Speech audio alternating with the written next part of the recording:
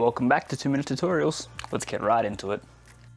Today, I'll be going in depth into the scopes: waveform, parade, vector scope, and histogram. Mainly, I'll be covering the waveform as I find it to be the easiest source of color correction.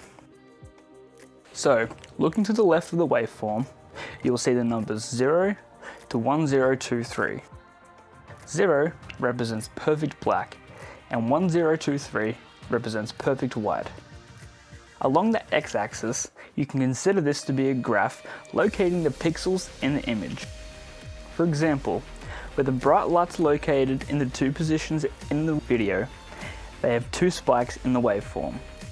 Which brings me to the y-axis on the left, which shows their brightness levels as indicated by their spikes in brightness. Next, we have parade, which is laid out exactly the same as waveform.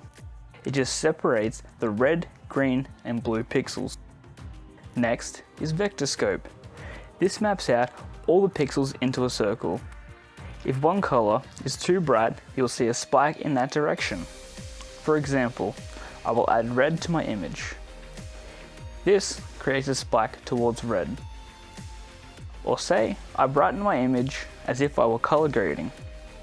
The scope will expand in different directions, pointing me to which colors are the most exposed. In this case, it is yellow.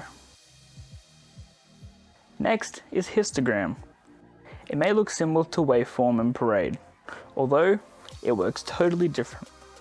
To the left, it represents total darkness, and the right, total brightness. As you can see from the image, blue is the most bright, so it has a higher spike. But if I am to lower the gain, you'll see the spikes become much more compact, creating a flat image.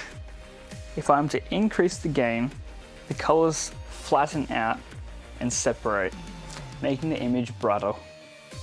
As you can see, the scopes all work in a similar fashion. I will release more tutorials soon using each scope to create a perfect colored image. I recommend watching these tutorials to learn which scopes you think will help you the most and to help improve your color correction. Anyway, that's all for today's tutorial. If it helped you in some way, smash like. If you want to see some different tutorials in the future, leave a comment and hit subscribe to stay up to date. Until next time, peace.